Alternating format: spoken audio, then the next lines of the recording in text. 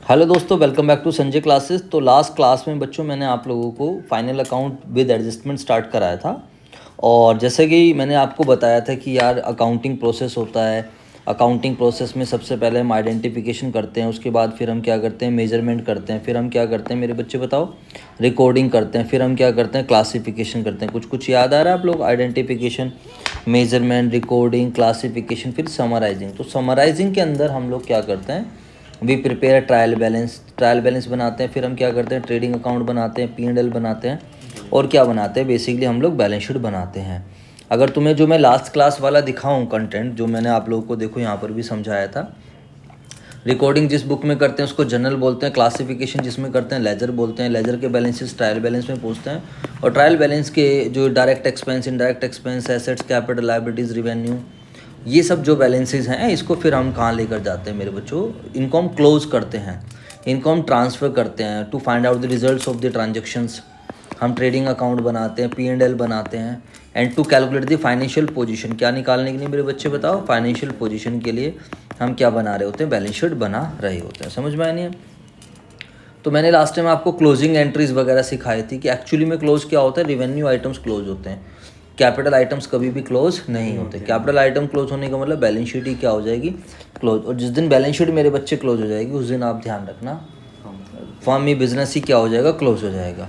तो एक्सपेंस के balance debit है, क्लोज करना है तो क्रेडिट। जो डायरेक्ट नेचर के एक्सपेंस है वो ट्रेडिंग में चले जाएंगे, और जो इनडायरेक्ट नेचर के आइटम्स है वो कहाँ चले जाएंगे, P&L में। तो trading account debit to expense, ठीक है। फिर सेल्स के बैलेंस क्रेडिट है, क्लोज करना है तो डेबिट कर देंगे। क्लोजिंग स्टॉक, जो सामान बिका भी नहीं और तो उसको हम कॉस्ट का पार्ट नहीं बनाते हैं तो नलीफाई कर देते हैं, तो closing stock account debit to trading. जितने बच्चों को समझ में नहीं आया वो भाई पुरानी वीडियो देख लेना, वहाँ पर मैंने डिटेल में समझा रखा है। ये तो मेरी आदत है कि मैं हर क्लास में थोड़ा रिवाइज करा देता हूँ। परचेज रिटर्न के बैलेंस क्रेडिट होते हैं तो क्लोज करेंगे तो debit to purchase. Purchase return या सेल्स रिटर्न किसके थ्रू क्लोज होती है, उनके रिस्पेक्टिव अकाउंट के थ्रू। परचेज में चला जाएगा, परचेज रिटर्न परचेज में चली जाएगी, और सेल्स रिटर्न कहाँ चली जाएगी, सेल्स में। समझ में आया भाई? तो सेल्स रिटर्न के बैलेंस क्या होते हैं, डेबिट होते हैं, क्लोज करें क्रेडिट तो सेल्स डेबिट हो जाएगा। उसके अलावा trading account debit to P&L, अगर ग्रोस प्रॉफिट मिल रहा है तो, अगर आपको लॉस आ रहा है तो P&L debit to trading account. फिर आपको समझाया था कि ट्रेडिंग अकाउंट के अलग अलग रूप हैं। तो ट्रेडिंग अकाउंट एस छोटा भी बन सकता है, डेबिट साइड में खाली COGS दिखाओ, नेट सेल दिखाओ तो ग्रोस प्रॉफिट आ गया। आई बात समझ? COGS क्या होता है, opening stock plus net purchase plus direct expense minus का क्लोजिंग स्टॉक। उसके अलावा if the adjusted purchase is given, what is adjusted purchase, opening stock plus net purchase minus का क्लोजिंग स्टॉक, तो डायरेक्ट एक्सपेंस भी आएंगे। तो ये basically ये चीज़ें होती है, adjusted opening stock net purchase, है ना, ओपनिंग स्टॉक प्लस में जो भी है परचेज बोल दो, या माइनस का purchase return, net purchase minus का क्लोजिंग स्टॉक। फिर ये प्यारे बच्चों आपको फॉर्मेट वगैरह सब बताया था। फिर P&L से रिलेटेड एंट्री थी, इनडायरेक्ट एक्सपेंस के बैलेंस डेबिट, क्लोज करेंगे क्रेडिट, P&L डेबिट। इनकम के बैलेंस क्रेडिट, क्लोज करेंगे डेबिट टू P&L। प्रॉफिट्स आ रहा है तो P&L debit to capital, profits capital को बढ़ा देगा और लॉस कैपिटल को क्या कर देता है, कम कर देता है। ये सारी चीज़ें मैंने आप लोगों को क्या करी थी मेरे बच्चों, P&L का फॉर्मेट वगैरह सब कुछ समझाया था।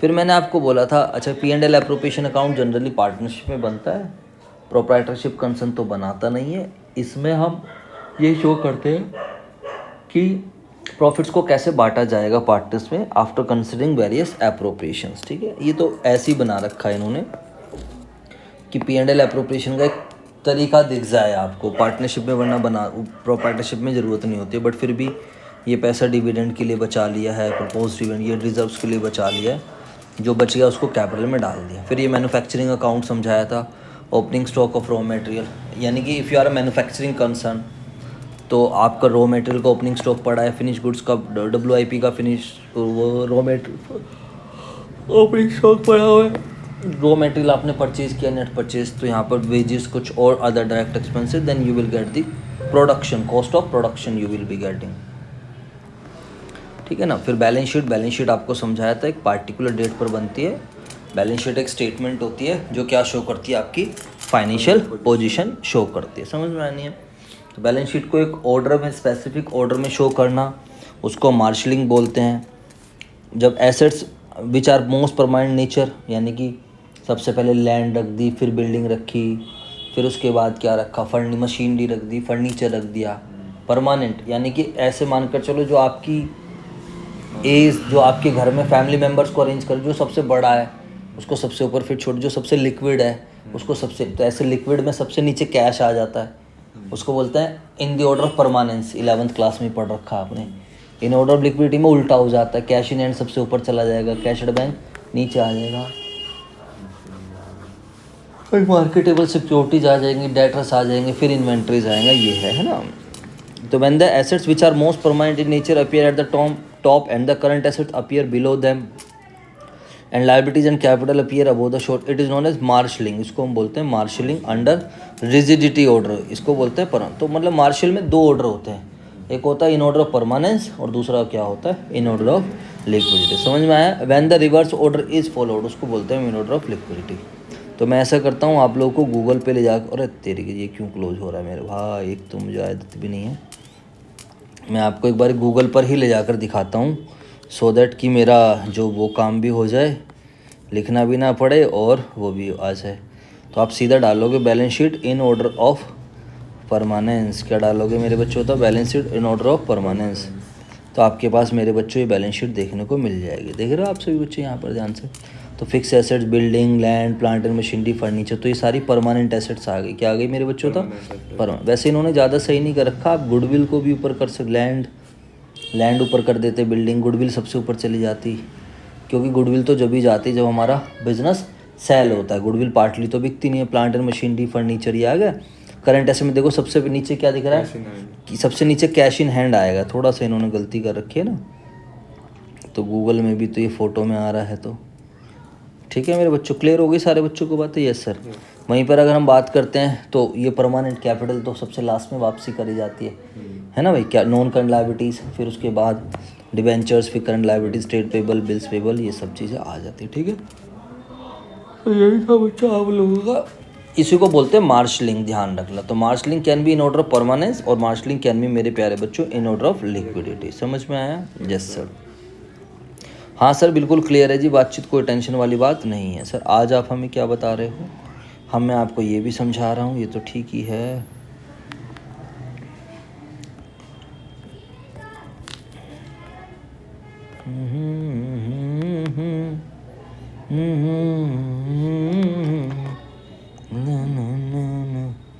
हाथ हो गया भाई।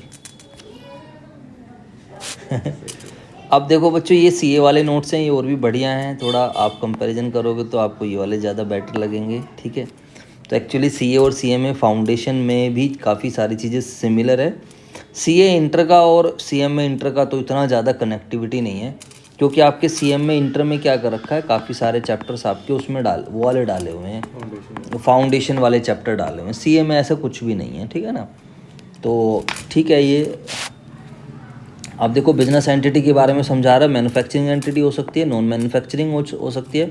मैन्युफैक्चरिंग एंटिटी अगर फाइनल अकाउंट बनाएगी तो पहले वो मैन्युफैक्चरिंग अकाउंट बनाएगी, फिर ट्रेडिंग बनाएगी, फिर P&L और फिर बैलेंस। और अगर खाली ट्रेडिंग एंटिटी है, नॉन मैन्युफैक्चरिंग एंटिटी है, तो वो सिंपल क्या बनाएगी, ट्रेडिंग, P&L और बैलेंस शीट। ठीक है, prepare a statement manufacturing account part of final account in addition to the trading, P&L and balance sheet.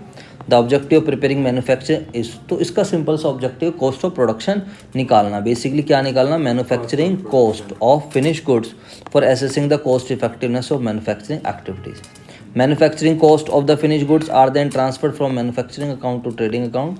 Trading account shows, सब बच्चों को पता है, trading account gross profit show करता है, जबकि मैन्युफैक्चरिंग अकाउंट्स क्या शो करते हैं, कॉस्ट ऑफ गुड्स जो हम लोग बना रहे हैं, जो हम कॉस्ट ऑफ गुड्स प्रोडक्शंस कर रहे हैं। Manufacturing account deals with the raw material, बिल्कुल वर्क इन प्रोग्रेस, अभी आपने देखा भी। While trading accounts deal with, खाली किससे डील करती है, फिनिश गुड्स के अंदर।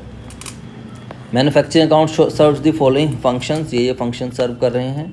तो क्या क्या फंक्शन है, ये कलरफुल नोट्स हैं। एक बच्चे कह रहे सर ऐसे नोट्स देख के बड़ा पढ़ने का मन करता है। मैंने क्लास में शेयर कर दिए थे बच्चों को, बच्चे कॉलेज वाले कह रहे सर ये नोट्स देख के तो बहुत पढ़ने का मन करा। Yes, it shows the total cost of manufacturing the finish goods products. तो मतलब जो मैन्युफैक्चर कर रहे हैं उसकी cost set out in detail with appropriate classification the constituent elements of such cost. It therefore debited, तो जो भी हमारी कॉस्ट आएगी वो सब डेबिट में आ जाएगा। Manufacturing wages expenses incurred directly to और indirectly on manufacture. It provides the details of factory cost, facilitates reconciliation of financial books with the cost records, तो ये मैन्युफैक्चरिंग अकाउंट्स के बेसिकली फीचर्स हैं, यू कैन से, या function है। The manufacturing accounts में also be use in various purpose. For example, if the output is carried out to the trading account at market price, it disclose the profit और loss on manufacture. Similarly it may also be use to fix the amount of production.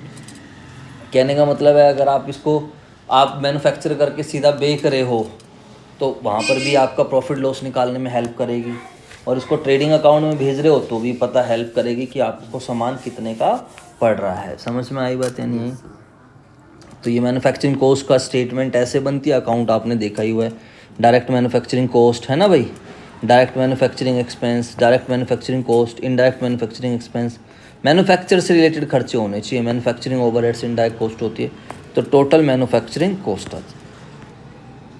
Direct manufacturing expense में क्या आ रहा है? Are cost which other than the material और wages which are incurred for specific product और saleable service. Example क्या है? ये थोड़ा कॉस्टिंग से उठा लिया इन्होंने direct manufacturing. Royalties for using licence और टेक्नोलॉजी बेस्ड यूनिट्स प्रोड्यूस्ड। याद है ना, आप किसी चीज़ का मैन्युफैक्चर कर रहे हो, टेक्नोलॉजी आपकी नहीं है और आपने किसी और से टेक्नोलॉजी बोरो कर रखी है, तो you have to pay the royalty of per unit. तो royalty, if you are making payment of royalty per unit basis, then it will be your direct man. Hire charges of the plant and machinery use on hire if based on units produced. आपने क्या नाम है, कोई machine आपकी खुद की नहीं है, आपने मशीन को रेंट पर लिया है और आप उससे प्रोडक्शन कर रहे हो, तो you are paying the higher charges. तो ये आ जाएगा यहाँ पर। Indirect manufacturing expense overheads, these are also called manufacturing overheads, production overheads, works overheads. इसको हम इनडायरेक्ट मैन्युफैक्चरिंग ओवरहेड्स भी बोलते हैं। इनडायरेक्ट बेसिकली डायरेक्ट कॉस्ट नहीं होती है, बट ये मैन्युफैक्चरिंग से रिलेटेड है, तो that's why we are considering it. जब आप वहाँ जाकर पढ़ोगे, overheads is the sum total of indirect cost. जब आप वहाँ पढ़ते हो कॉस्ट अकाउंटिंग में, तो इनडायरेक्ट मटेरियल, इनडायरेक्ट लेबर और इनडायरेक्ट एक्सपेंस का जो टोटल रहता है, उसको हम बेसिकली क्या बोलते हैं? ओवरहेड्स बोलते हैं। समझ में आ रहा है? प्रोडक्शन ओवरहेड्स, वर्क ओवरहेड्स, ये थोड़ा उसी से थोड़ा कनेक्ट करें। देखो दिखा दिया ना, ओवरहेड का मतलब यहाँ भी लिख दिया। ये इन्होंने कहाँ से उठा लिया? सीए इंटर की चीज़ें उठा के यहाँ डाल दी। इनडायरेक्ट मटेरियल, इनडायरेक्ट वेजेस और indirect expense. Non manufacturing entities, उसके लिए तो ज़्यादा टेंशन है ही नहीं, वो तो सीधा सामान खरीदेगी और सीधा क्या करेगी? बेचेगी। तो ट्रेडिंग अकाउंट के डेबिट साइड फिनिश गुड्स आएगा और जो सामान को लाने वाने के खर्चे होंगे वो सारे आ जाएंगे। Non manufacturing entities are the trading entities which are engaged in the purchase and sale of goods at a profit without changing the form of the goods. At the end of the accounting year, the entity must be interested in knowing the results of the business so they prepare financial statement. इसलिए वो क्या बनाते हैं? Financial statement. समझ में आया मेरे बच्चों? तो देखो कैसे अच्छे से आपका बेस बना रखा है, बिल्कुल देखा जाए तो। अभी फॉर्मेट भी आ जाएंगे, बैलेंस शीट भी आ जाएगी, और यहाँ पे देखो मतलब मज़ा आ जाएगा अभी आप लोगों को। देख रहे हो क्या भाई साहब कंटेंट बना रखा। और ये देखो एडजस्टमेंट जो मैं समझा रहा था आपको, अभी एक एक करके ये वाली सारी एडजस्टमेंट समझाने के बाद then I will be covering the questions. और वो सही टेक्निक नहीं है कि हम क्वेश्चन करते रहें, एडजस्टमेंट का हमें लॉजिक पता नहीं है, तो फिर तो ये बेटर ऑप्शन है। ठीक है मेरे बच्चों? चलो जी सर, ठीक है बच्चों, क्लियर हो रही है सब बच्चों को बातें? यस सर, ठीक है। जो बच्चे ऑनलाइन देख रहे हैं सभी बच्चे जुड़े रहें, कमेंट सेक्शन में बता दिए करो। थोड़ा सा मैं आपके लेवल का ही पढ़ा रहा हूँ, मैं अभी 11th-12th के लेवल का नहीं पढ़ा रहा हूँ। आई एम एज्यूमिंग दैट कि आप सीए वाले बच्चे हो, सीएमए वाले बच्चे हो, कि आपको नॉलेज है, तो इसलिए थोड़ा ऐसा लग रहा हो कि सर डिटेल में नहीं जा रहे हैं, तो मेरे से कमेंट सेक्शन में पूछ लेना, या ये मेरा नंबर है, इस नंबर पर आप व्हाट्सएप के थ्रू क्या कर लेना, मेरे से पूछ लेना कोई डाउट आए तो। ठीक है, अब इतना समय नहीं है, आजकल के बच्चे चाहते भी नहीं कि सर बिल्कुल ज़्यादा डीप में जाओ, फिर भी मैं कोई भी चीज़ छोड़ नहीं रहा हूँ। तो देखो इनकम स्टेटमेंट को हम P&L भी बोलते हैं। ये एट द एंड देख लो to in the income statement prepare at the close of the financial year. और ये भी क्या होती है? It exhibits the assets and liabilities, assets और लायबिलिटी शो करती है। पोजीशन स्टेटमेंट क्या होती है? Balance sheet. और ये क्या होता है मेरे बच्चे? P&L अकाउंट होता है। इनकम स्टेटमेंट इज सब divided into following 2 parts for a non manufacturing. Non manufacturing में ट्रेडिंग आएगा और प्रॉफिट एंड लॉस आएगा। ठीक है मेरे बच्चे? Apart from the balance sheet to जज financial position of the business, sometimes additional statements are also prepared. जो जनरली कंपनीज वगैरह बनाती है उसको बोलते हैं कैश फ्लो स्टेटमेंट। ठीक है भाई? और value added statements etcetera, which is not mandatory for non corporate के लिए कोई मैंडेटरी नहीं है। These additional statements are prepared. ये एडिशनल स्टेटमेंट किस लिए बनाई जाती है मेरे बच्चे बताओ? For to better understanding of the financial position of the business. Clear होगी बात। Income statement disclose net profits of the business after adjusting from income earn during the year all the expenditure of the business next in that year. तो matching concept बोलते हैं, accrual basis concept भी बोलते हैं, as well as इसको हम matching concept भी बोलते हैं। रिवेन्यू को अपने एक्सपेंसेस के साथ मैच करना। और पोजीशन स्टेटमेंट एक पार्टिकुलर डेट पर बनती है। कभी आपसे कोई क्वेश्चन पूछे तो उससे पूछना भाई बैलेंस शीट के नीचे एज एट क्यों आता है और इनकम स्टेटमेंट के नीचे या P&L के नीचे फॉर द ईयर एंडिंग क्यों आता है। Then you will come to know the knowledge. समझ में आया। तो बैलेंस शीट एक पार्टिकुलर डेट पर आपकी फाइनेंशियल पोजीशन। आज आप माला माल हो, आज आपके पास लैंड है, बिल्डिंग है, जरूरी नहीं है कल आप रहो, कल आप बिल्डिंग बेच भी सकते हो।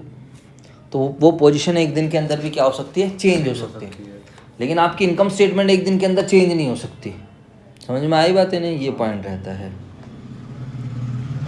हाँ सर बिल्कुल चीज़ें क्लियर हैं, कोई टेंशन वाली बात अपने को नहीं है। नेक्स्ट गो थ्रू, हम आगे चलते हैं सर।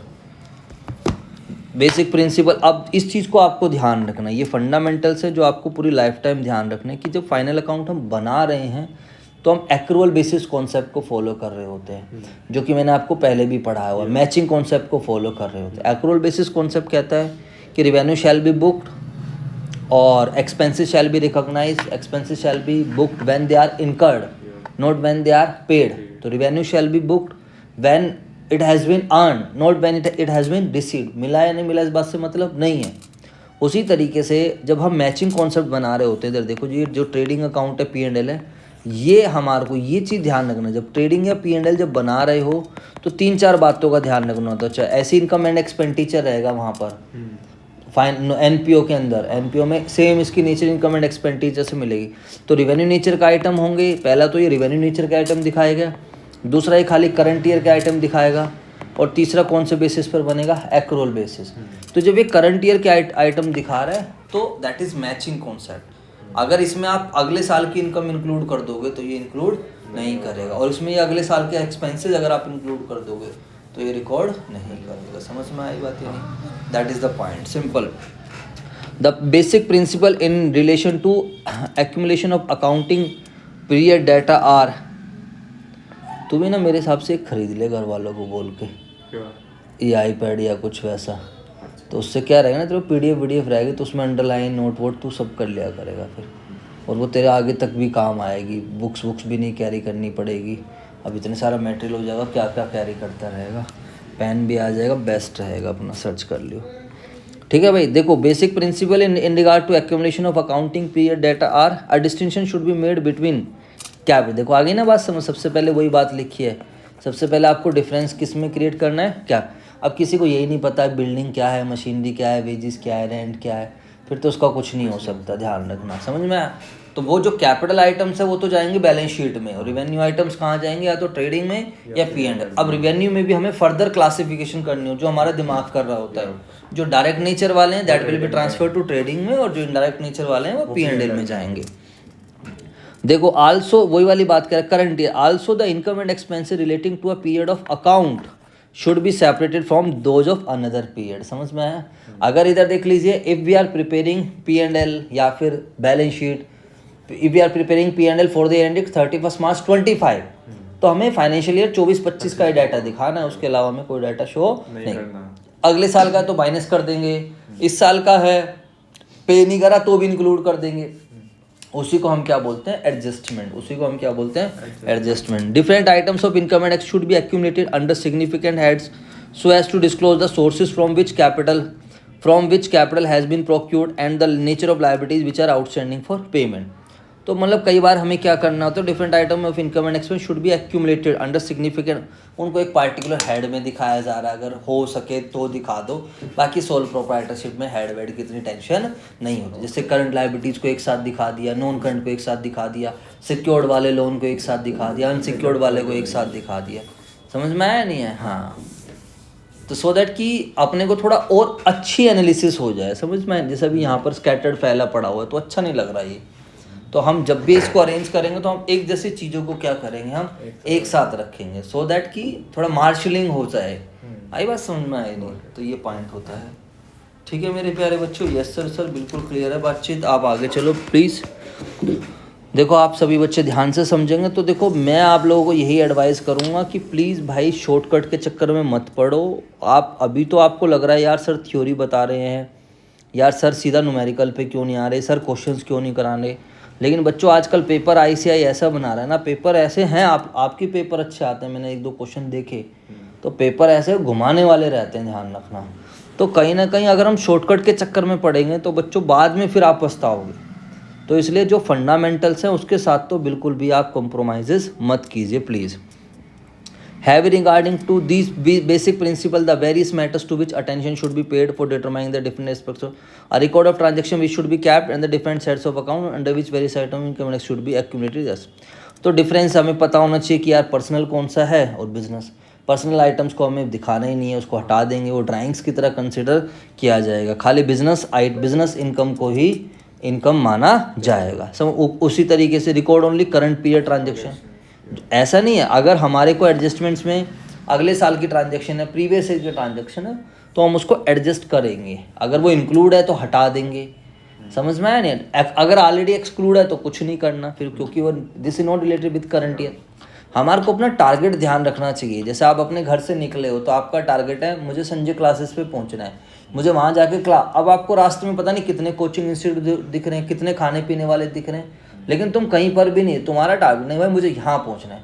तो उसी तरीके से जब हम P&L बना रहे होते हैं तो हमारा टारगेट होता है कि हम 31 मार्च 25 का रिजल्ट निकाल रहे हैं, 31 मार्च 26 का रिजल्ट, जिस भी ईयर का हम बना रहे हैं, तो हमारा टारगेट बिल्कुल क्लियर है। और वो कैसे निकलेगा, जिस साल का आप बना रहे हो उस साल की रेवेन्यू ले लो और उसी साल के क्या ले लो, एक्सपेंसेस ले लो, बात खत्म हो गई। समझ में आई बात है? ये पॉइंट रहते हैं।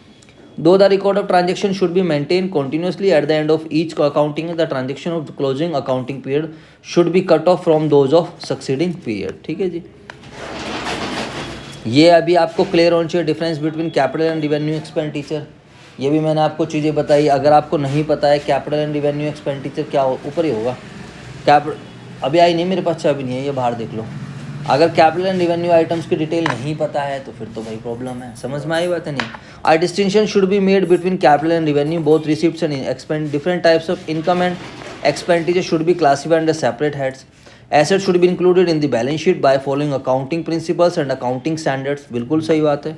अब उसके लिए आपको एएस पढ़ने पड़ते हैं कई बार, जैसे इन्वेस्टमेंट को कॉस्ट पे दिखाना है, मार्केट वैल्यू पे दिखाना है, नॉन करंट इन्वेस्टमेंट्स का अलग ट्रीटमेंट है, तो हर एक इन्वेंट्रीज की वैल्यूएशन अलग है, प्लांट प्रॉपर्टी एंड इक्विपमेंट्स की अलग है, तो उसके लिए हम अकाउंटिंग स्टैंडर्ड्स फॉलो कर रहे होते हैं।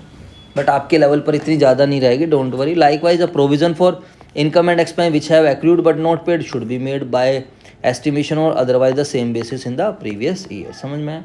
All material information should be disclose. बिल्कुल सही बात है। कोई भी जो इंपॉर्टेंट मटेरियल, मैंने आपको पहले भी समझाया था, anything which is important for the user which can influence the decision of the user, उसको बेसिकली हम क्या बोलते हैं, मटेरियल। समझ में आए? तो कोई भी मटेरियल इन्फॉर्मेशन तो डिस्क्लोज करना है। Every information consider material for judging the profitability of the business और its financial position should be disclose. For example, when the labor charges have been increased on account of the bonus having paid to the workmen, the amount of bonus paid should have been disclosed।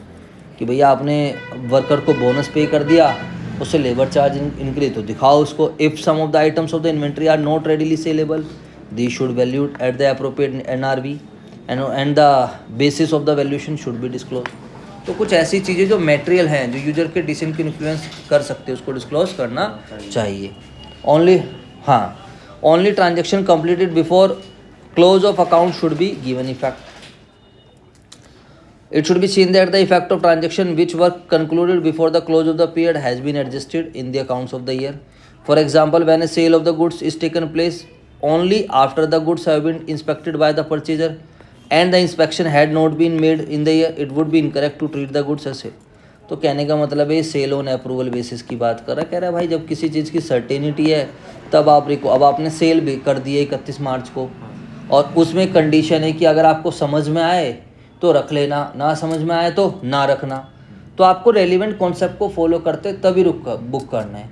तो अब यहाँ पर हम positive नहीं सोचेंगे, we can't book it as sale, क्योंकि approval basis पे हम उल्टा सोच कर चलेंगे प्रूडेंस कॉन्सेप्ट की वजह से कि भाई पसंद आएगा, नहीं उसे पसंद ही नहीं आएगा। तो ऐसे में वो कह रहा है कि भाई only transaction completed before close, जो ट्रांजेक्शन पूरी कंप्लीट हो गई है उसी को आप क्या करो, रिकॉर्ड करो। जिसका पूरी सर्टेनिटी आ गई कि ये सेल है, ये एक्सपेंस है, क्या है क्या नहीं। और अगर नहीं भी किसी चीज़ के बारे में क्लियर है तो पॉजिटिव नहीं सोचना है, जो भी रेलिवेंट प्रिंसिपल्स है उनको क्या करना है, अप्लाई करना है। समझ में आया? तो ये थियोरटिकल पॉइंट्स आपको आपकी फंडामेंटल्स बना रहे हैं, जो भी क्वेश्चंस करने में हेल्प करेंगे।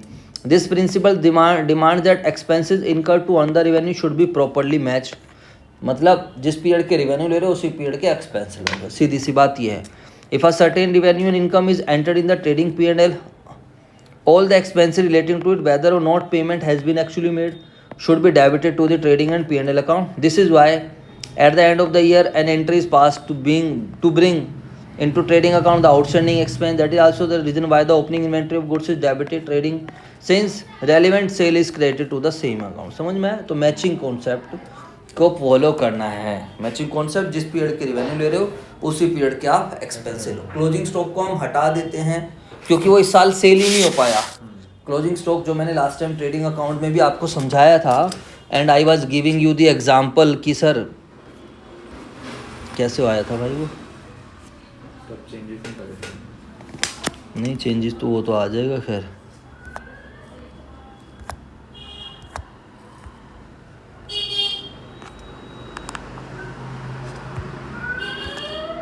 अभी आया तो था।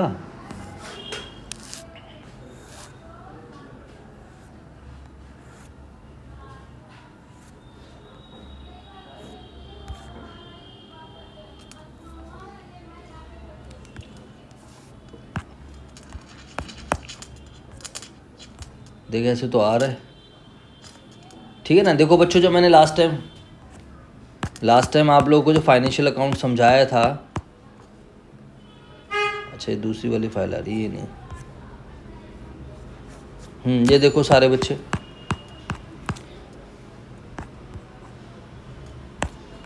यहाँ पर जब मैं आपको ट्रेडिंग अकाउंट बता रहा था तो मैंने बताया भी था ये क्लोजिंग स्टॉक क्यों आ रहा है। कॉस्ट को क्या करने के लिए आ रहा था, नलीफाई करने के लिए आ रहा था। समझ में आई बात या नहीं है? Yes sir.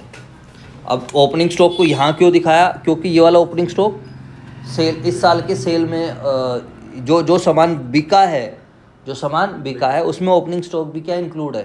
तो एक तरीके से मैचिंग कॉन्सेप्ट क्या कर रहे होते हैं, फॉलो कर रहे होते हैं। इस पीरियड की सेल ले रहे हो तो इसी पीरियड की कॉस्ट लो। ये सिंपल सा फंडामेंटल रहता है जब आप थोरोली पढ़ते हो, जब आप डीपली पढ़ रहे होते हो। और ये डीपली खाली कौन पढ़ रहा होता है प्रैक्टिकल लाइफ में, ध्यान रखना, खाली प्रोफेशनल बच्चे पढ़ रहे होते हैं। 11th-12th में 5% बच्चे पढ़ेंगे मुश्किल से, और बीकॉम ग्रेजुएशन में भी मुश्किल से 5 से 10% बच्चे पढ़ेंगे। प्रोफेशनल को तो ज़बरदस्ती पढ़ना ही होता है, उसमें भी उनको टीचर कैसा मिल रहा है वो भी डिपेंड करता है। कई बार प्रोफेशनल में भी ऐसे टीचर मिल जाते हैं तो वो भी नहीं पढ़ा रहे होते डीपली। समझ में आया नहीं आया बच्चों? तो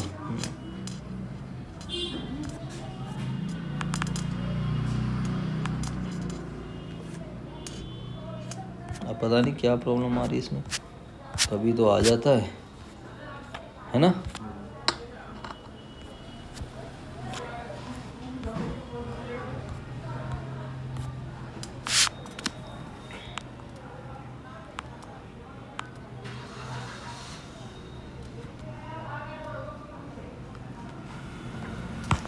ठीक है मेरे प्यारे बच्चों,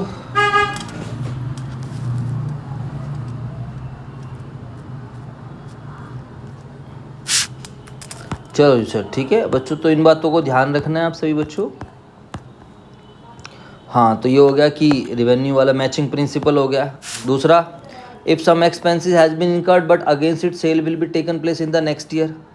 लेकिन इसके अगेंस्ट सेल कब होएगी, नेक्स्ट ईयर में होगी, तो कोई दिक्कत नहीं है, कोई प्रॉब्लम नहीं है। expenses incurred, if some expense has been incurred but against it sale will be taken next year or income will be received next year, the expenses should not be debited to the current year's profit and loss but should be carried forward as an asset and shown in the balance sheet. It will be debited to the profit and loss account only when the relevant income will also be credited. The same reason applies to a depreciation of an asset. The part of the cost which is used to earn current year revenue is debited to the same year. समझ में आई बातें नहीं? तो वो थोड़ा deeply समझाने की कोशिश कर रहा है, वो बात अलग है। ऐसे क्वेश्चन हमें जनरली नहीं मिलते। कहता है अगर कोई एक्सपेंसेस का बेनिफिट आपने लिया है बट उसका एक्चुअली में देखा जाए तो उसका रिवेन्यू हमें अगले साल मिल रहा है, ऐसा कुछ वो कह रहा है। समझ में आया नहीं है? लेकिन इसके अगेंस्ट सेल बाद में होगी। जैसे हम डेफर्ड रेवेन्यू एक्सपेंडिचर की बात कर सकते हैं कि हमने पैसा खर्च कर दिया है, पैसा तो अभी खर्च हो गया, लेकिन उसका बेनिफिट हमें लॉन्ग पीरियड में मिलेगा। जो बेनिफिट इस साल मिलेगा उसको तो इस साल का खर्चा बना देंगे, और जिसका बेनिफिट अगले साल मिलेगा उसको इस साल का खर्चा नहीं बना, वो कहाँ पड़ा रहेगा, एसेट साइड में। दूसरा एग्जांपल, स्टाफ ट्रेनिंग कॉस्ट। मैंने अपने स्टाफ को बाहर फॉरेन में भेज के उनकी ट्रेनिंग करा दी, और मैंने अपने स्टाफ के साथ एग्रीमेंट कर रखा है कि भाई तुम 5 साल तक यहाँ पे काम करोगे तो मैं तुम्हारे ऊपर पैसा खर्च कर रहा हूँ, वरना तो मैं पैसा खर्च ही नहीं करूँगा। 5 लाख रुपए लग गए मान लो मेरा, तो इस साल का खर्चा 1 लाख रुपए तो मैं इसी साल चार्ज कर लूँगा, बट जो 4 लाख रुपए हैं वो कब चार्ज होंगे, धीरे धीरे, जब वो क्योंकि अगले 4 साल तक वो मुझे क्या करके देंगे, काम करके देंगे, उनसे बेनिफिट्स हो रहा होगा। तो जैसे रेवेन्यू बुक करो वैसे वैसे एक्सपेंसेस बुक करते रहो। समझ में आई बात है नहीं? तो that is the principle. If an income और revenue is received in the current year, तो ये फ़ायदा होता है थोड़ा थ्योरी पढ़ने से, बुक्स पढ़ने से थोड़ा ज्ञान जो है वो अपडेट हो जाता है। इफ़ एन इनकम और revenue is considered in the current year but the work against it has to be done and the cost in respect of it has to be incurred the next year. कोई income अभी हमें मिल गई है लेकिन जो है इसके against कम, बिल्कुल ऑब्वियसली वो लायबिलिटी है, उस पर हमारा हक ही नहीं है। तो this is income received in advance, the income और the revenue is considered as next year की मानी जाएगी। ये हमें पहले से पता है। It should be shown in the balance sheet on the liability side as an income received in advance and should be credited to the profit and loss account of the next year. Example, newspaper magazines usually receives subscription in advance for a year. The part of subscription that covers copies to be supplied in the next year is stated as income received in advance. समझ में आया? ये हमारे science में आ रहा है कि हम सब्सक्रिप्शन मैगजीन्स वगैरह देते हैं और हम पहले से इनकम ले लेते हैं, तो फिर क्या होगा, जो जितने तुमने मैगजीन डिलीवर कर दी है वो तो तुम्हारा करंट ईयर का इनकम है, जो तुमने मैगजीन डिलीवर नहीं करी है वो हमारा no. An exception, there appear to one exception to the rule that only such costs as have yielded or expected to yield revenue should only be debited to the profit and loss account. For example, if a fire has occurred and has damaged the firm's property, the loss must be debited to the profit and loss account to the extent it is not covered by the insurance. A loss resulting from the fall of selling price below the cost or from the some debts turning bad, which must similarly be debited to the profit and loss account. If this is not done, the profit will be overstated. So there appear to be one exception to the rule that only such costs as have yielded or expected to yield revenue should only be debited to the profit and loss account. अच्छा, वो कहने का मतलब ये कह रहा है कि भाई कुछ ऐसी भी एक्सेप्शन है कि भाई जो मैचिंग कॉन्सेप्ट की एक्सेप्शन बता रहा है कि यार कुछ ऐसे भी खर्चे हैं, कुछ ऐसे भी चीज़ें होती हैं लाइफ में जहाँ से हमारे को रेवेन्यू नहीं आएगा फिर भी हमें उसको बुक करना पड़ेगा। There appear to be one exception to the rule that only such cost as have yielded और is expected real revenue should only be debit to the profit and loss account. जैसे आग लग गई, अब आग लगने से ज़रूर तो है नहीं कि अपने को कोई इनकम वगैरह हो, उसको फिर भी आपको क्या करना पड़ेगा, बुक करना पड़ेगा। There appear to be one exception to the rule that only such cost as have yielded और is expected to yield revenue should only be debited to the profit. मतलब उसका एक्सेप्शन है, मतलब अभी तक मैचिंग कॉन्सेप्ट का exception क्या था कि भाई रेवेन्यू ले रहे हो, एक्सपेंस ले रहे हो तो अगेंस्ट रेवेन्यू लो। बट यार अगर आग लग गई है, अब आग लग गई है तो इसके अगेंस्ट तो रेवेन्यू तो नहीं बचा ना, क्रेडिट साइड तो आ नहीं रही इसकी, तो अब इसको क्या है, बट फिर भी हमें क्या करना पड़ेगा, बुक करना पड़ेगा। सो दैट बैड डेट्स हो गया जैसे एक तरीके से, क्योंकि रीज़न बीइंग क्या है यार, हमारा ऑब्जेक्टिव ये है करेक्ट प्रॉफिट और लॉस निकालना, जो हमारी एक्चुअल पोजीशन है। समझ में आया नहीं है? हमें प्रॉफिट्स को कभी भी ओवरस्टेट तो करना ही नहीं है, ध्यान रखना इस चीज़ को। अब ये वाले पॉइंट्स हैं, इन वाले पॉइंट्स को आप करोगे ध्यान से, then you will be covering final account with adjustments. फिर आपके एडजस्टमेंट के क्वेश्चन भी होंगे।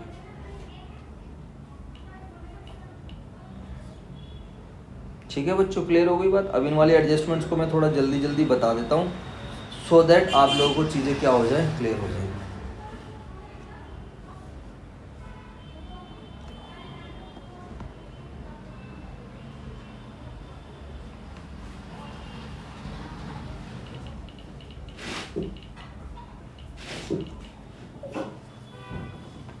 यहाँ तक की कोई प्रॉब्लम है तो बताओ बेटा, यहाँ तक कोई दिक्कत है? ठीक है, पढ़ लेना है इसको, ठीक है।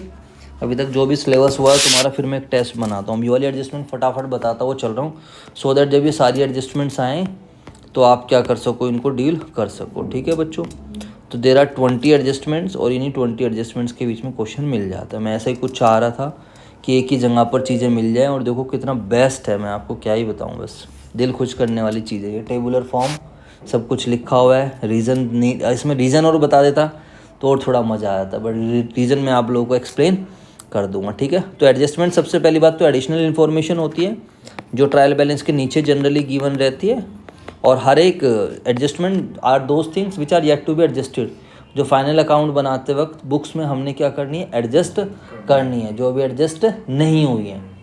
और जो ट्रायल बैलेंस का हर एक आइटम रहता है वो हमेशा कितनी जगह जाएगा, एक जगह जाएगा, क्योंकि ट्रायल बैलेंस में क्या आता है, जनरल, जनरल के बाद क्या बनते हैं, लेजर, लेजर के बाद जो बैलेंस जाते हैं वो कहाँ जाते हैं, ट्रायल बैलेंस में। ठीक है, अब क्लोजिंग स्टॉक, क्लोजिंग स्टॉक का तो आपको ऑलरेडी पता चल चुका, ट्रेडिंग अकाउंट के क्रेडिट साइड डालते हैं, और दूसरा इफेक्ट बैलेंस शीट की एसेट साइड। दो इफेक्ट ध्यान रखना, हर एक एडजस्टमेंट के कम से कम कितने इफेक्ट होंगे, दो इफेक्ट। तो ट्रेडिंग, रीजन बीइंग कॉस्ट को कम करने के लिए, कॉस्ट को नलीफाई, डेबिट साइड में आपने टोटल कॉस्ट बुक कर दी है, कॉस्ट को नलीफाई करने के लिए।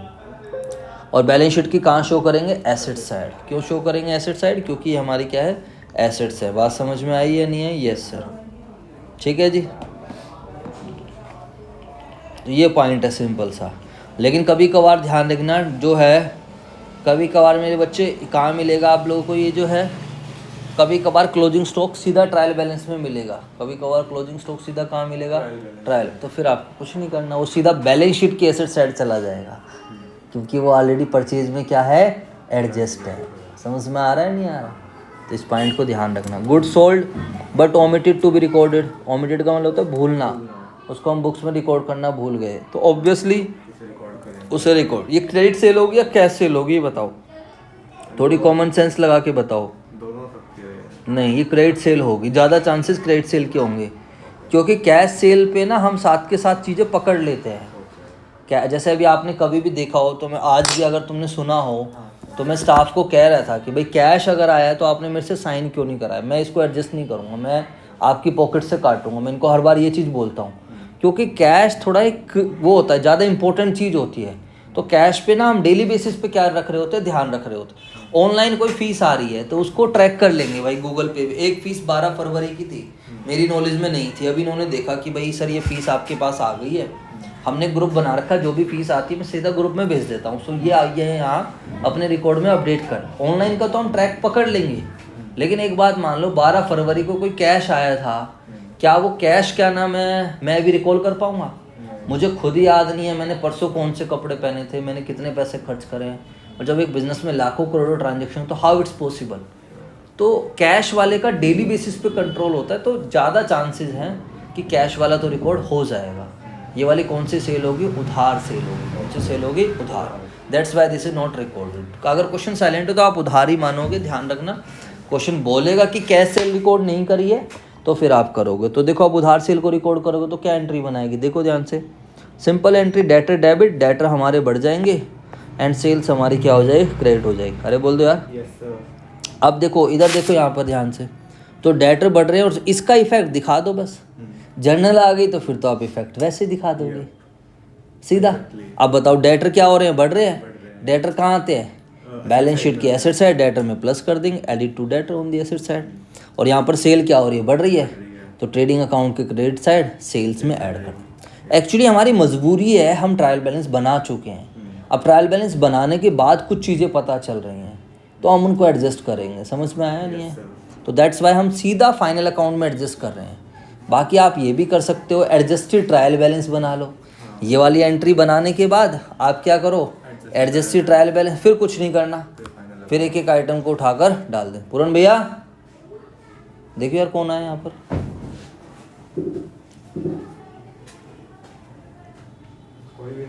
गेट बंद कर, कोई बंदा आया था यार, ऐसा कुंडी लगा दे।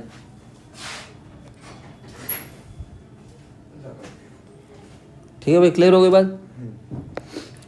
थर्ड, अब देखो added to the sales, sales में हमने ऐड कर दिया on the credit side. Next क्या है, goods purchase but omitted to be recorded, goods हमने खरीदा है लेकिन हम उसको रिकॉर्ड करना क्या हो गए हैं, भूल गए हैं, समझ में आया नहीं है। तो अब हम क्या एंट्री बनाएंगे यहाँ पर, goods purchase but omitted to be recorded, purchase account debit to creditor, simple credit purchase होगी। तो इसका लॉजिक तुम्हें पता ही है, क्या ऐड करेंगे, ऐड कर देंगे purchase on the trading account के डेबिट साइड। अब देखो यहाँ पर ये लिखना भूल गए हैं, टन टना। तो बैलेंस शीट की मेरे प्यारे बच्चों कौन सी साइड आएगा, लायबिलिटी साइड, और लायबिलिटी साइड क्रेडिटर्स में हम क्या कर देंगे, ऐड कर देंगे।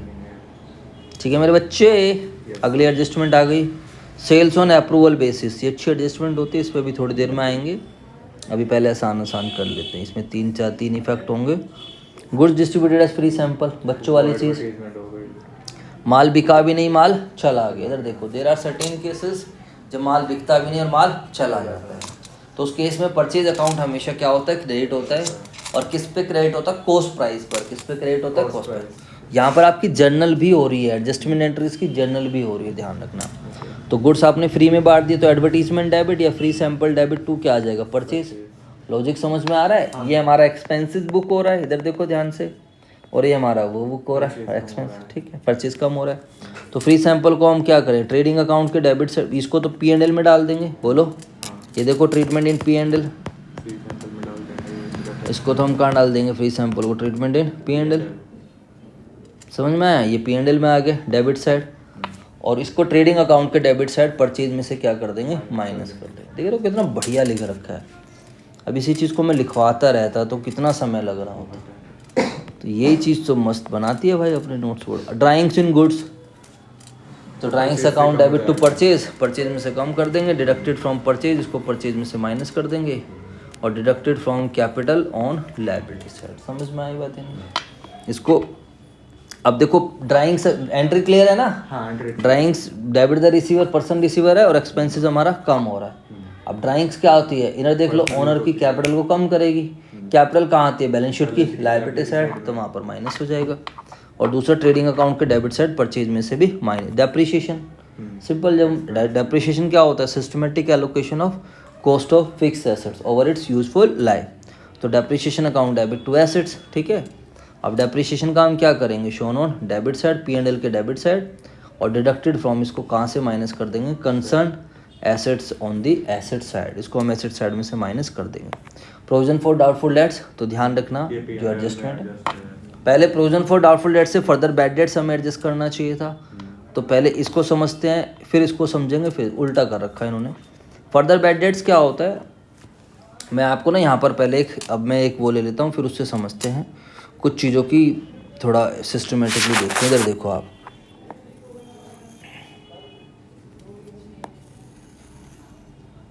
ठीक है, ये ट्रायल बैलेंस है आपका। ये अच्छी एडजस्टमेंट होती है, हर बार पेपर में देखने को मिलती है, कोई कन्फ्यूज़न ना हो, इसलिए मैं आपको साथ के साथ बना रहा हूँ और मैं समझा रहा हूँ। ट्रायल बैलेंस आ गया, यहाँ पर नेम ऑफ अकाउंट आ जाएगा, ठीक है भाई। इसके बाद आ जाएगा रुपीज़ डेबिट, और दूसरा आ जाएगा रुपीज़ क्रेडिट, ठीक है। यहाँ पर आपके डेटर्स अवेलेबल होंगे, तो डेटर्स कितने के हो सकते हैं बताओ फटाफट सभी बच्चे, कितने के भी हो सकते हैं। मान लेते हैं डेटर्स 1 लाख रुपए के हैं। यहाँ पर ट्रायल बैलेंस में आपका बैड डेट्स पड़ा होगा, मान लेते हैं 20,000 रुपये का, और प्रोविज़न फॉर डाउटफुल डेट्स, ठीक है मेरे भाई, मान लेते हैं 2,000 रुपये का। तो जो चीज़ ट्रायल बैलेंस में है, सबसे पहली बात तो ये एडजस्टमेंट नहीं है, इस बात का आपको ध्यान रखना। दीज आर नोट एडजस्टमेंट, ये एडजस्टमेंट नहीं है, ठीक है मेरे भाई, क्लियर हो गया। इसके नीचे जो रहती हैं वो जनरली क्या होंगे, एडजस्टमेंट। अब एडजस्टमेंट में वो क्या क्या दे सकता है आपको, वो दे सकता है फर्दर बैड डेट्स, क्या दे सकता है, फर्दर बैड डेट्स। दूसरा क्या दे सकता है, क्रिएट अ प्रोविज़न, प्रोविज़न बनाओ।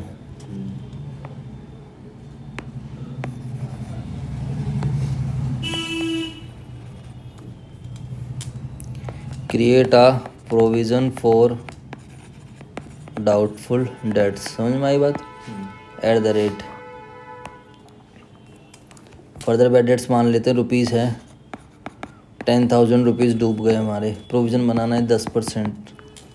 Third, create a reserve for doubtful dates @5%, ठीक है 3। तो ये 3 एडजस्टमेंट होती हैं, ध्यान रखना, ठीक है मेरे बच्चे।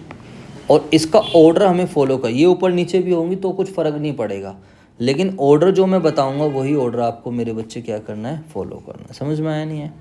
अब यहाँ पर हम क्या काम करेंगे, ध्यान से देखेंगे। तो ये हम बनाएंगे P&L अकाउंट। क्या बनाएंगे हम? ट्रेडिंग अकाउंट से तो इसका कोई लेना देना है ही नहीं।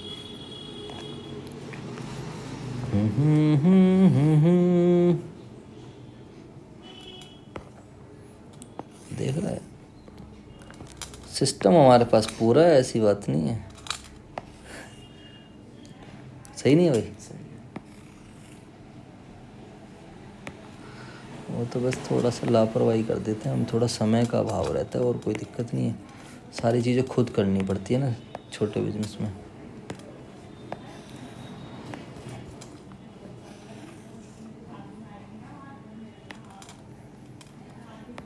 ठीक है भाई, क्लियर हो गई सारी चीज़ें यहाँ पर?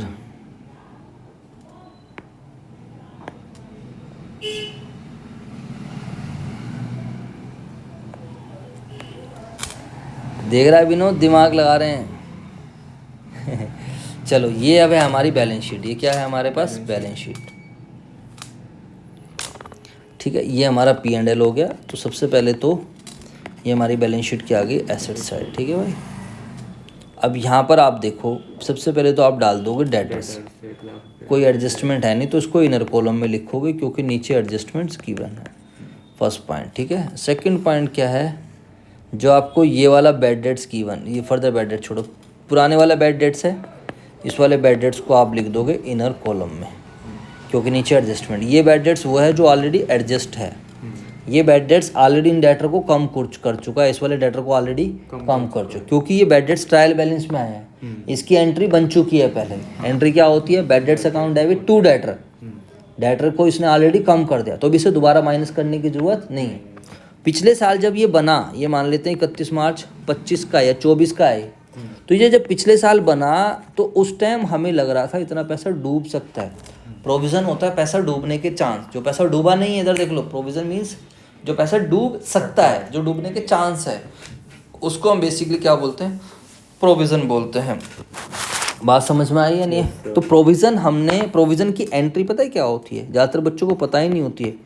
प्रोविज़न की एंट्री होती है profit and loss account debit to provision for doubtful debts. क्या एंट्री होती है? Profit and loss account debit to provision for doubtful debts. ये डेटर वेटर को कम नहीं कर रही होती है, ध्यान रखना। ये तो प्रूडेंस कॉन्सेप्ट की वजह से बनाया जा रहा है।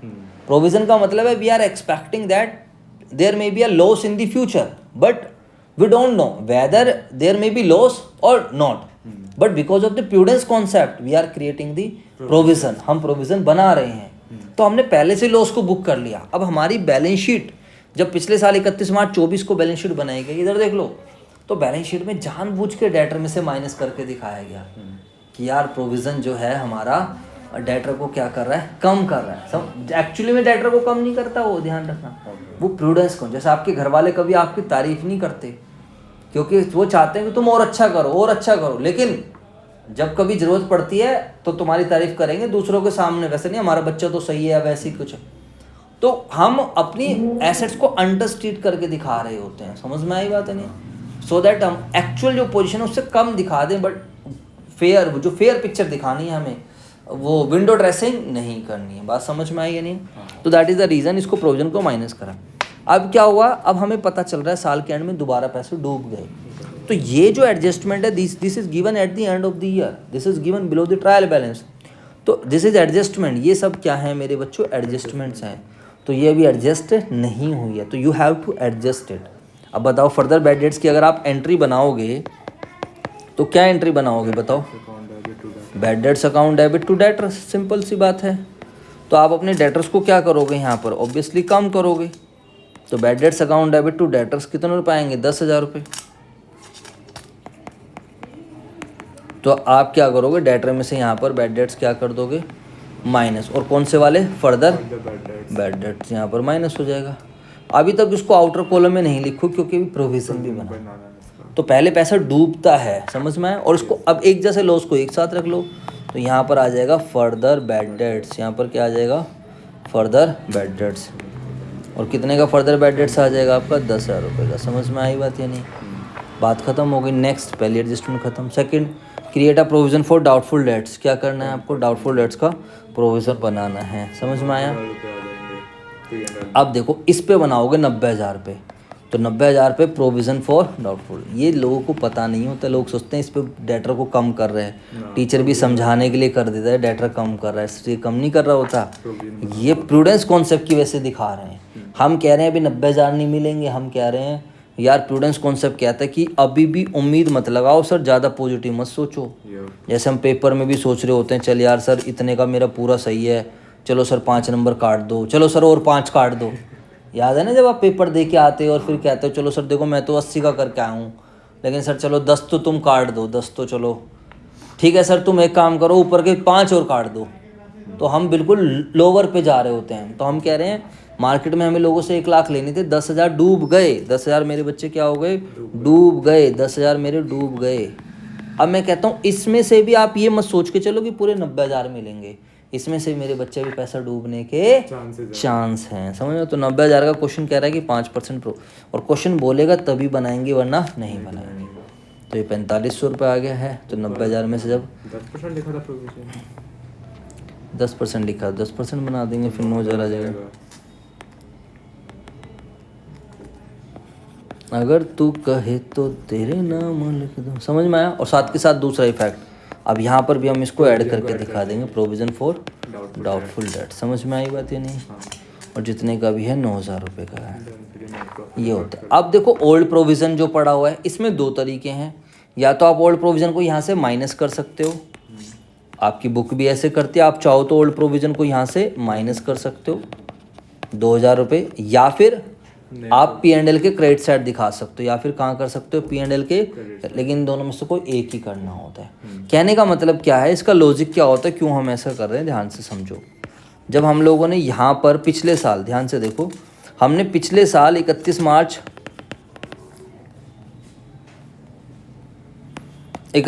24 को हमारी बुक्स में पहले से P&L में पड़ा हुआ है, हमने एंट्री बनाई थी P&L debit to provision for doubtful debts. ये पहले का प्रोविज़न चलता हुआ आ रहा है, ठीक है ना। अब जब हम मान लेते हैं,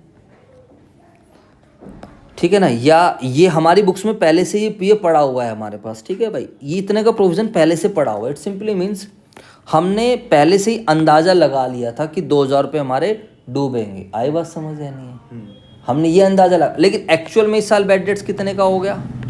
इस साल बैड डेट्स तो बहुत सारा हो गया। 10,000 रुपये का पहले किताबों में हुआ, 20,000 का, फिर कितना हो गया? 10,000। तो अब हमने एक्चुअल लॉस को बुक कर तो लिया, 30,000 हमने बुक कर तो लिया। अब इसका क्या है? अब तो हमें एक्चुअल पता चल गया। सर हमने अंदाज़ा लगाया, अब मेरा एक्चुअल रिजल्ट आ गया, तो अब जो अंदाज़ा लगाया उसको मारो ना गोली। सर वो तो अंदाज़ा था ना, हमने अंदाजे से लॉस बुक करा था, अब हमने एक्चुअल लॉस क्या कर लिया? बुक कर लिया। तो एक्चुअल लॉस बुक कर लिया है, तो अब हमें क्या करना चाहिए? ध्यान से देखना। टोटल मेरा 30,000 का लॉस है, तो इसमें से माइनस कर दो आप, या 20 में से माइनस कर। नहीं सर, इस साल आप खाली कितने का बुक करो? 28,000 रुपये का। आई बात समझ? रीज़न बीइंग 2,000 का लॉस पिछले साल आप बुक कर चुके हो। अब ये थोड़ी है कि आप क्या नाम है जो है पिछले साल भी बुक कर दिया और इस साल भी बुक करोगे। नहीं आई बात समझ? आ गई समझ। ये पॉइंट है, किसी चीज़ को तुमने पिछले साल बुक कर दिया तो आप इस साल बुक नहीं कर सकते, वो एक्चुअल लॉस नहीं था और तुमने इसलिए बुक कर दिया कि प्रूडेंस कॉन्सेप्ट की वजह से। तो ये पॉइंट हो गया। अब या तो आप ऐसे दिखाओ, अदरवाइज तो आप पुराने प्रोविज़न को कैंसिल भी कर सकते थे। देखो अगर आप पुराने प्रोविज़न को कैंसिल करते तो क्या एंट्री बनाते हैं यहाँ पर? देखो ये P&L के डेबिट साइड में डाल देते 2 बैड डेट्स, ऐड कर देते फर्दर बैड डेट्स 20,000 और 10,000, 30,000 रुपये, ये आ जाता है डेबिट साइड। सर पुराना प्रोविज़न कैंसिल कर दो क्योंकि एक्चुअल में लॉस पूरा ही बुक कर दिया हमने, पूरा बुक करना है तो भाई पुराना प्रोविज़न कैंसिल कर दो फिर। तो भी नेट इफेक्ट तो यही आया, मैंने पूरा लॉस इस साल बुक कर लिया, पिछले साल जो प्रोविज़न करा था उसको कैंसिल कर दिया। आई बात समझ? तो भी नेट इफेक्ट यही आएगा। तो ये पॉइंट है, समझ में आया मेरे भाई? क्लियर हो गया? अब नया प्रोविज़न बन गया तो उसको यहाँ पर ऐड करके दिखा दिया है। अब एक और है प्रोविज़न फॉर डिस्काउंट। क्या है? Provision for discount. ये अगर उठ के इधर उधर हो जाता तो सही रहता।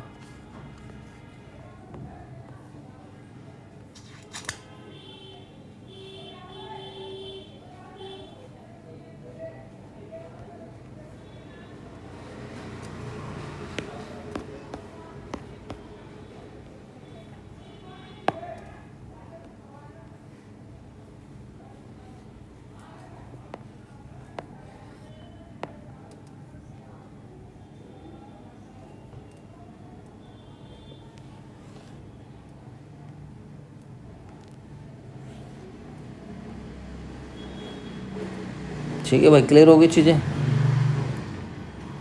अब देखो, अब हमें लगता है कि 81,000 रुपये मिलेंगे। फिर क्वेश्चन कह रहा है कि प्रोविज़न फॉर डिस्काउंट बनाओ। तो हमें लग रहा है कि जब इनसे भी पैसे मांगने जाएंगे तो ये लोग भी रोना धोना शुरू करेंगे। समझ में आई बात है नहीं? तो हमें 81,000 भी पूरे नहीं मिलेंगे। 81,000 पर कितने परसेंट पैसा और डूबेगा? 5%। समझ में आया मेरे बच्चों का? तो 81,000 का 5% आ जाएगा 1,620 रुपये। तो 1,620 रुपये यहाँ से माइनस हो जाएगा। तो एक तरीके से सब कुछ घटा देने के बाद आप ये मान कर चलो कि आपको डेटर से कितने पैसे मिलेंगे? 79,380 79,300। समझ? ये डिस्काउंट हम अपने ये इसको हम अलग से दिखा देंगे, इसको इसके साथ मर्ज नहीं करना है। समझ में आया नहीं है? तो this is provision for discount on debtors. तो ये एडजस्टमेंट्स होती हैं मेरे बच्चों, ध्यान रखना। कुछ पल्ले पड़ा या नहीं? ये सारी चीज़ें लिखनी होती हैं। अब आप इंडिविजुअली पढ़ रहे हो तो आपको मैं खैर शेयर कर दूंगा, बट ना ये आपको ध्यान रखना है सारे नोट्स में आपको ये सब चीज़ें क्या करनी है, बनानी है। पूरी PDF में आपके साथ शेयर कर दूंगा इसके साथ ही, ठीक है। अब देखो यहाँ पर ये प्रोविजन फॉर डाउटफुल डेट्स की अब एडजस्टमेंट समझ में आएगी। फर्दर बैड डेट्स का क्लियर हो गया। Bad debt debit to debtor, तो added in bad debts given in trial balance, ये लिख दिया ट्रायल बैलेंस वाले, उसमें क्या कर देंगे? Add on the debit side. कहाँ पर? P&L के डेबिट साइड। समझ में आया? और इसको हम डिडक्टेड कर देंगे from the debtors on the asset side. Asset side में हम डेटर में से क्या कर देंगे? Minus. Provision for discount on debtors, इधर देख लो, बातें नहीं। Provision for discount on debtors, तो P&L debit to provision for discount on debtors आ जाएगा। अब प्रोविजन फॉर डिस्काउंट का क्या करेंगे? Shown on the debit side, P&L के debit side, separate item. Add भी कर सकते हो आप further bad, deducted from debtors on the asset side. लेकिन ध्यान रखना, अगर प्रोविज़न ऊपर भी लिखा हो तो भी फ़र्क नहीं पड़ता है। पहले आप डेटर में से क्या माइनस करोगे? फर्दर बैड डेट्स, फिर जो वैल्यू बचेगी उस पर क्या बनाओगे? प्रोविज़न। ये नहीं कि पहले डेटर पे प्रोविज़न बना दोगे और फिर फर्दर बैड डेट्स माइनस करोगे, ये वाली गलती मत करना। समझ में आया? यहाँ पर इनको ऊपर नीचे करना चाहिए था, बट वो करा नहीं इन्होंने। तो प्रोविज़न फॉर डाउटफुल डेट्स का भी यही है। एडिड, देखो डिस्काउंट वाले को सेपरेटली शो कर दिया कि डिस्काउंट दे रहे हैं, और added bad debts on the debit side. मैंने पहले इसको डाउटफुल डेट्स पढ़ लिया था, तो डाउटफुल वाले को बैड डेट्स में ऐड कर दिया, बोलो। हाँ। और डिस्काउंट वाले को अलग से दिखा, deducted from the debtors on the assets. तो यहाँ पर आपकी काफ़ी सारी एडजस्टमेंट्स मेरे बच्चों हो जाती है। आउटस्टैंडिंग एक्सपेंस बच्चों वाली है, तो add in the relevant expense, या तो ट्रेडिंग अकाउंट में या फिर P&L। देखो कितना बढ़िया प्रेजेंटेशन दे रखी है। Added to the respective expense on the debit side. Wow, मज़ा आ गया sir. Added to the respective expense on the debit side. समझ में आई बातें नहीं? अब अगर ये डायरेक्ट एक्सपेंस है तो कहाँ चला जाएगा? ट्रेडिंग अकाउंट के डेबिट साइड। और अगर ये इनडायरेक्ट है तो मेरे बच्चे कहाँ चले जाए? P&L है। और this is shown on the liability side. इसके अलावा प्रीपेड एक्सपेंस, अब तो सिंपल है, expense debit to outstanding. Expenses बढ़ रहा है, साथ के साथ लायबिलिटी बढ़ रही है। प्रीपेड एक्सपेंस अनएक्सपायर्ड एक्सपेंस भी बोलते हैं, बोलो। इसको expenses due but not be paid भी बोलते हैं। इसको क्या भी बोलते हैं? Expenses due but not paid. समझ में आई बात? प्रीपेड एक्सपेंस अनएक्सपायर्ड एक्सपेंसेस को हम क्या बोलेंगे? Prepaid expense to expenses. बोलो भाई। Yes sir. अब क्या करेंगे? तो एक्सपेंसेस में से क्या कर देंगे? इसको माइनस कर देंगे, और दूसरा क्या कर देंगे? इसको बताओ। P&L के डेबिट साइड या ट्रेडिंग के डेबिट साइड, एक्सपेंसेस में से क्या कर देंगे? माइनस, और दूसरा क्या कर देंगे? बैलेंस शीट की एसेट साइड। दूसरा कहाँ चले जाएगा? क्योंकि अभी इसका बेनिफिट हमने लिया नहीं है। तो deducted from the respective expense on the debit side. जो भी रिस्पेक्टिव एक्सपेंस है उसमें से मेरे प्यारे बच्चों क्या कर देंगे? माइनस कर देंगे। Deducted from the respective expense on the debit side. Trading का होगा, वेजिस होगा तो वहाँ चला जाए कैरेज, और दूसरा बैलेंस शीट की एसेट्स। ऐसी एक्रूड इनकम है जो कमा लिया लेकिन मिली नहीं है। इनकम अर्न, जिसको हमने कमा लिया लेकिन रिसीव नहीं हुई है, तो accrued income debit to income. समझ में आया? तो हम इसको क्या करेंगे? P&L के क्रेडिट साइड रेलिवेंट इनकम में ऐड करेंगे। सबसे पहले तो रेलिवेंट इनकम में ऐड करेंगे, और दूसरा बैलेंस शीट की asset side. Unearned income, unearned income क्या है? जो इनकम हमें किस में मिल गई है? एडवांस में। जो भी हमें किस में मिल गई है?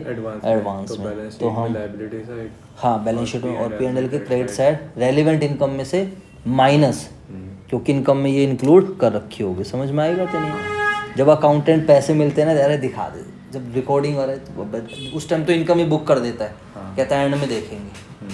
समझ में आया नहीं? तो अब एंड में देखने के चक्कर में फिर बाद में पता चलता है ये तो एडवांस इनकम थी, अच्छा एडवांस है तो हटाओ अब इसको ये अगले साल के लिए, तो दैट्स वाई हम इसको डिडक्ट कर रहे हैं। समझ में आया नहीं है? और अकाउंटेंट को उसी टाइम अगर क्लैरिटी रहे कि इतनी मेरी इस साल की इतनी एडवांस की है, तो उसी टाइम अगर वो एडवांस बुक कर ले, फिर एडजस्टमेंट में आएगा नहीं, ऑलरेडी लायबिलिटी पड़ी रहेगी उसी टाइम। इंटरेस्ट ऑन कैपिटल, तो interest on capital debit to capital, तो P&L के डेबिट साइड, और दूसरा added to the capital, capital में हम ऐड कर देंगे। इंटरेस्ट ऑन ड्राइंग P&L के कहाँ चली जाएगी, क्रेडिट साइड, बोलो यार। और दूसरा ड्राइंग्स में ऐड करके टोटल ड्राइंग्स को किस में से माइनस कर देंगे, कैपिटल में से। इंटरेस्ट ऑन लोन, अगर फर्म ने लोन लिया है कहीं से तो लोन के लिए लायबिलिटी है, P&L के डेबिट साइड आ जाएगा। Interest on loan debit to loan, बोलो यार। ये देखो एंट्री उन्होंने गलत लिख दी, interest on drawings debit to interest on drawings, तो एक ही डेबिट क्रेडिट तो नहीं, इसकी एंट्री बनानी चाहिए drawings account debit to interest on drawing, interest on loan debit to loan, ठीक है। तो लोन बढ़ जाएगा, add to the liability side loan में, दूसरा P&L के डेबिट साइड। एबनॉर्मल लॉस क्या हो गया, गुड्स में आग लग गई, तो loss by fire, loss by accident, तो सिंपल है, ट्रेडिंग अकाउंट के डेबिट साइड परचेज में से माइनस, दूसरा P&L के डेबिट साइड। अगर कुछ इंश्योरेंस क्लेम है तो वो P&L के क्रेडिट साइड डाल देंगे। इसके 3 इफेक्ट होंगे, P&L के क्रेडिट साइड भी डाल देंगे, दूसरा इंश्योरेंस क्लेम मिलना होगा तो जो वैल्यू मिलेगी वो डेटर की तरह बन जाएगी, तो बैलेंस शीट की कहाँ भी आ जाएगा, एसेट साइड भी आ जाएगा। Amount recovered from insurance company shown on the asset side, जो रिकवरेबल है, मिल गया साथ के साथ तो इंश्योरेंस कंपनी देती नहीं, वरना बैंक में ऐड कर देते। अमाउंट नॉट रिकवर्ड, जो रिकवर नहीं हो पाया इंश्योरेंस कंपनी से, एसेट साइड।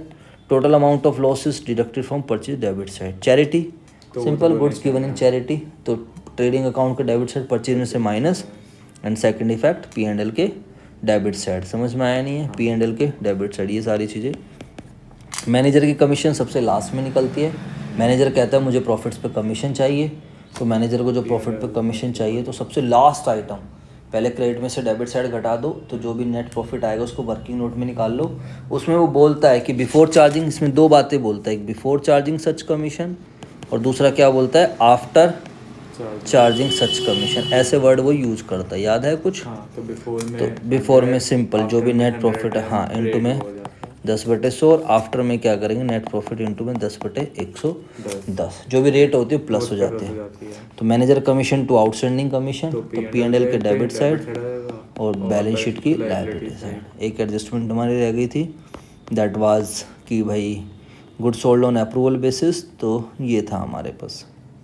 तो sale goods on approval basis, समझ कस्टमर को समझ में आए तो रख लेना, नहीं आए तो मत रख लेना। इधर देखें, इसमें क्या होता है, हम ना पहले पॉजिटिव अप्रोच लेके चलते हैं ना, 90% केस में कस्टमर रख ही लेता है, कोई दिक्कत नहीं। तो जैसी सेल होती है तो हम sales account debit to debtor दिखा देते हैं। समझ में आया?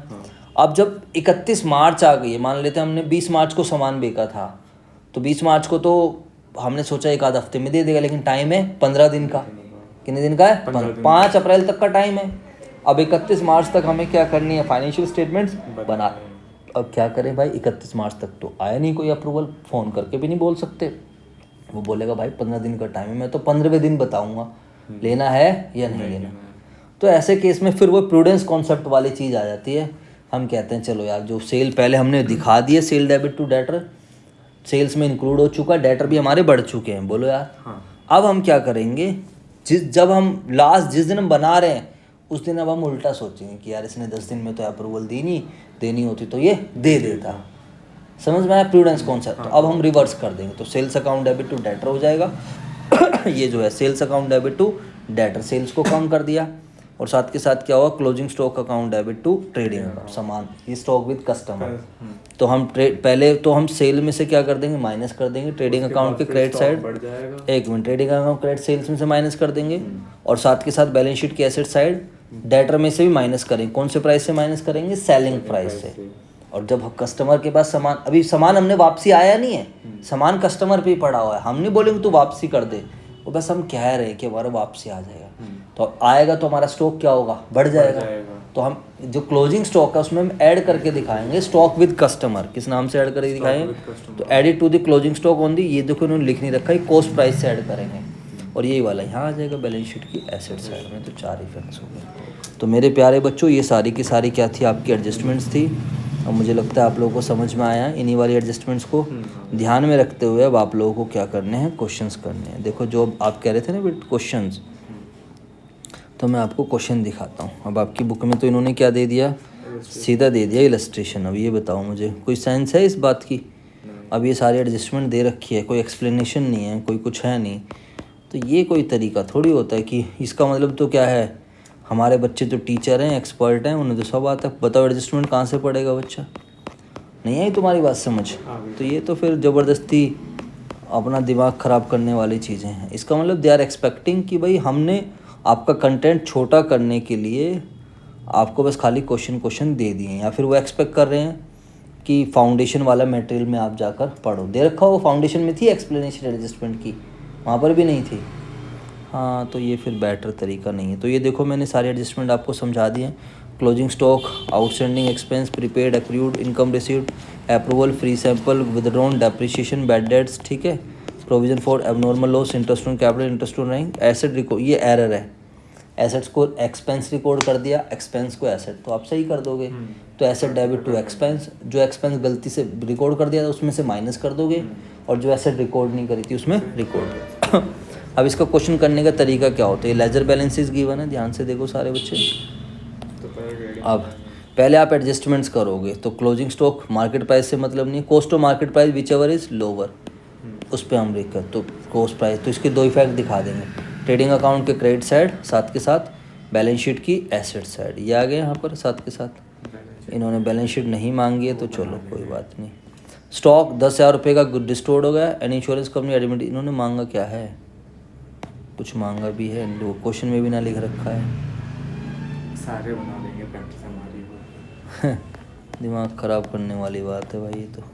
ट्रेडिंग और P&L बना रखा, ठीक है ना? ठीक है मेरे भाई, क्लियर हो गई बात? तो यहाँ पर लिख दो कि ट्रेडिंग भी बनाना है और क्या भी बनाना है, P&L भी बनाना है। इंश्योरेंस कंपनी 10,000 रुपये का सामान जलेगा, ट्रेडिंग अकाउंट के डेबिट साइड परचेज में से माइनस कर देंगे, और इंश्योरेंस कंपनी ने क्लेम दे दिया 6,000 रुपये का, है ना, एडमिटेड। P&L की क्रेडिट साइड डाल देंगे 6,000 रुपये, या फिर सीधा बुक कर दो 10,000 में से 6,000 माइनस करके 4,000 का लॉस बुक कर देंगे। हाँ, 4,000 रुपये का लॉस आ जाएगा। समझ में आया नहीं है?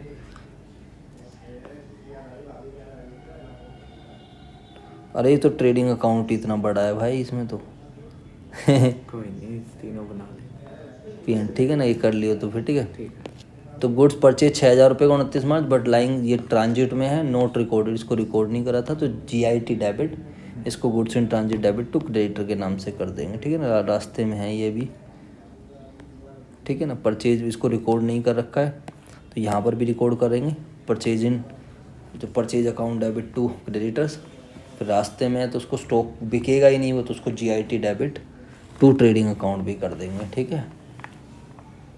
Goods taken for proprietor for his own use, drawings purchase में से माइनस हो जाएगा, कैपिटल में से आउटस्टैंडिंग वेजेस ट्रेडिंग अकाउंट के डेबिट साइड, वेजेस में ऐड, बैलेंस शीट की डेबिट साइड, फ्रेट पे कर दिया हमने तो एडवांस में ट्रेडिंग अकाउंट के डेबिट साइड, फ्रेट में से माइनस, बैलेंस शीट की एसेट साइड। तो पहले अपने को एडजस्टमेंट आनी चाहिए। Sales credit side, return inward sales में से माइनस, रिटर्न आउटवर्ड परचेज में से minus, royalty on production trading account के डेबिट साइड दिखा दो। गैस एंड फ्यूल ट्रेडिंग में, फ्रेट, वेजेस, कैरेज, परचेज, ये सब कहाँ आ जाएगा मेरे बच्चों? ट्रेडिंग में, ठीक है। तो आज के लिए हम इतना ही कवर करेंगे। Thank you so much. किसी बच्चे कोई भी डाउट है तो इस नंबर पर व्हाट्सएप के माध्यम से ज़रूर पूछ लें। कोई बच्चा कॉल नहीं करेगा, एंड आप लोगों से रिक्वेस्ट है कि प्लीज़ और एग्जांपल्स अपने ट्राई करें। जो CA वाले बच्चे हैं, CA फाउंडेशन वाले बच्चे हैं, वो ट्राई करें, क्या बोलते हैं, अपनी वाले मटेरियल से ट्राई करें। जो CMA फाउंडेशन या इंटर वाले बच्चे हैं वो भाई अपने मटेरियल से क्या करें, ट्राई करें। मैं थोड़ा लेवल मानते हुए पढ़ा रहा हूँ, बिल्कुल बच्चों की तरह नहीं पढ़ा रहा हूँ, तो इसलिए कोई चीज़ क्लियर नहीं हो रही है, कोई जल्दबाजी लग रही है, तो आप लोगों से रिक्वेस्ट है कि आप मेरे से प्लीज़ डाउट पूछ लेना।